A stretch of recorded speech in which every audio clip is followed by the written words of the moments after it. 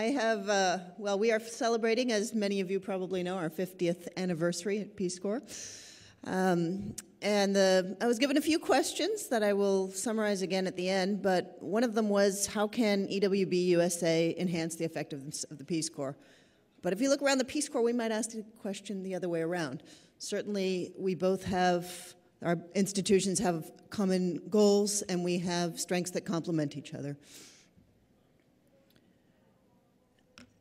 There was a joint letter that was developed between Kathy Leslie and Mike McCabe in his day here at the Peace Corps, and the shared goal is clear between the two organizations. It's empowering communities to address their needs, working with host organization groups, and again, looking at sustainability and empowerment of those individuals and groups. So this empowerment word managed to work its way in twice for a good reason.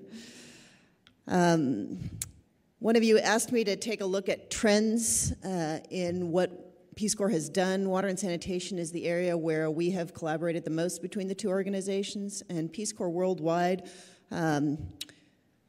increases access to water Millennium Development Goal by about 100,000 people a year. The numbers there aren't any clear trends, and I wouldn't say that Peace Corps is expanding in this area. We are actually under a mandate now to focus in and train up and focus in on the reality that the majority of our applicants are what we call generalists. Recent college graduates without much experience, and who may be history majors, who may be language majors. So we are using technical specialists where they are, but we are designing our programs primarily for generalists. The three goals of the Peace Corps are still alive and well. They are just as relevant today as when we were founded. The first goal focuses on building local capacity, but also meeting local needs. And the second and third is cultural exchange. And I think Engineers Without Borders, just like Peace Corps, engages in all three of those goals. And I'd like to stick a fourth one on there. When I talk, I think the best thing that Peace Corps does, and probably the best thing that Engineers Without Borders does, is training future leaders. Training future people who will be leaders in the development world, who will be leaders in Congress, who will be excellent professionals within the global community of professionals in engineering and in other fields. And if we're honest about that, that also affects how we run our programs. When we train new staff to Peace Corps, these are some of the major bullets that we go over in terms of Peace Corps' approach to development. We're people-to-people, community-based. We build local capacity. The main thing we do is build capacity, not things. We don't have funds for executing projects, as you know. Promoting sustainability, promoting behavior change, because now when we look at water sanitation specifically, the area that I have a strong strength in, you will not get those health benefits. You will not eliminate those billions of people who are dying every year from water-transmitted diseases if you don't accompany the infrastructure with behavior change. So the hand-washing behaviors, the continued, putting your water in the appropriate container and not re-dipping it with the ladle. And those behaviors is not just, the people who have studied behavior change know that those behaviors are not just a matter of you understand the transmission of disease. Like the United States, understanding that tobacco causes lung cancer doesn't stop people from smoking. And what contributed to those behavior changes, there's a series of things. And so our volunteers, we are now educating them in the principles of behavior change and what is it that causes people to change those behaviors. A colleague of mine at UC Davis studied use of latrines, and it was largely a social kind of context that would encourage people to change their habits in terms of using latrines. So we are very much oriented towards the principles of behavior change now for all of our volunteers, and we're also promoting volunteerism, promoting civic engagement of the people in the countries we serve. So of countries like Mexico, we have a person who's in youth exchange who led an effort in Mexico to inspire youth in her country to be active. The majority of the people that our volunteers work with are youth. The volunteers work very well with youth, and so it's empowering those youth also to have an impact on their communities. And we have projects that are structured around goals and objectives. Peace Corps volunteers that receive an average of 11 weeks of training in language, in understanding the local culture, in maintaining their health and safety, and understanding their role as a facilitator of development, not as someone who gives things to people. And then they have field-based technical training. Then they serve for 2 years. Some of them stay a little longer. But what you need to understand about these 2 years is if a volunteer is going to be doing or facilitating within their community a larger type project like a building or a water sanitation project, we don't want them getting started usually in those first 6 months. They need to be understanding their community. They need to be understanding what's going on. They need to be understanding what the real priorities are.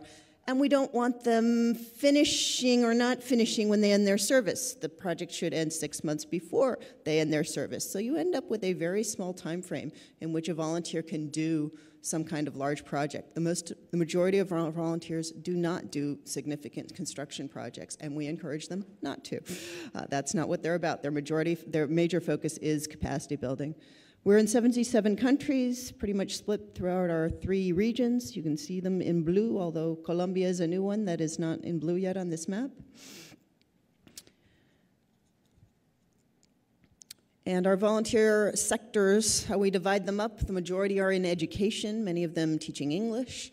The second largest chunk is health, and water and sanitation is a sub-chunk within health. So we have about 1,800 health volunteers, 51 projects. We have 350 water sanitation volunteers, about 12 projects that are specifically focused on water sanitation. And we expect our volunteers to spend the majority of their time fulfilling the expectations of the role that they were assigned to do, of the training they received. So 70% of their time is expected to be spent doing their primary project. Then all volunteers will also be doing community development or secondary activities that they see in their community, because they're living within their community. They see a variety of needs. And volunteers, most of them will be doing something, often with youth. So technical issues where engineering expertise and the interests of volunteers are likely to meet are access to sustained water, sanitation. Those are going to continue, I believe, to be the 2 strongest in terms of numbers of project. Hygiene behaviors, even where you're executing projects but we don't have water sanitation volunteers, if you could complement the hygiene behavior change work with volunteers that are on the ground, particularly those health volunteers, but any volunteer, many volunteers engage in hygiene behavior change. Cook stoves is my new baby. I was attracted into this when I was programming and training officer in Bolivia. I just got back from a conference in Lima, Peru, and many volunteers, we don't know how many, but I am currently estimating that volunteers are installing about 4,000 improved cook stoves a year. This is a very important health issue for women and children particularly. And most of the volunteers within those 3,000 stoves, I don't know how many, but I would guess about half of them are stoves that are outdated, have not been tested, and the stove community would frown their nose at us because research within the cook stove community has advanced. The Aprovecho Lab and Dean Still will admit that their Lorena stoves were not what they originally designed. They didn't last as long. They didn't have the improved efficiencies that they were hoping for. The health benefits weren't as strong as the modern stoves. And yet the Peace Corps manual on improved cook stoves still promotes the Lorena stove. It was written 20 years ago. So I am now on a mission to get improved information out to our volunteers, and I think one of the questions that was asked of me from this group was, could our chapters develop specific technical expertise to help volunteers? Absolutely. If a chapter is going to help a volunteer with a cook stove project, I hope that they know about cook stoves, that they're not new to cook stoves just like that volunteer is new to cook stoves, that we're not starting from zero and not learning from the lessons of the cook stove community. So there's an area where I am particularly passionate and on a bandwagon. I'm developing a cook stove manual now, and we'll work with anybody who wants to help me on that one. Photovoltaics, renewable energy, we don't do that much in that, but we have some funds from the State Department, and I'm also leading that effort in Latin America to explore what more we could do to address the energy poverty gap. Now, part of that is energy for cooking, but the other part is lighting, believe it or not. Cell phones is more important to communities than lighting, we found out when we did some site visits in Honduras. So charging your cell phones to stay connected and find your business markets. And charging radios. So simple systems that communities can afford. The systems are a little too expensive, both on the cook stoves and on the photovoltaics. The prices, basically the research needs to get to the place where those prices come down and the community members can afford it rather than looking at subsidized systems. Water and sanitation in schools, we have a big project in Guatemala. It's huge. We're working with the Ministry of Education. Another area where definitely the scale that we're working at, there would be some areas for collaboration. Irrigation, where there's water scarcity issues, much of Africa, anything that reduces the amount of water that people use for irrigation is very important, and water storage.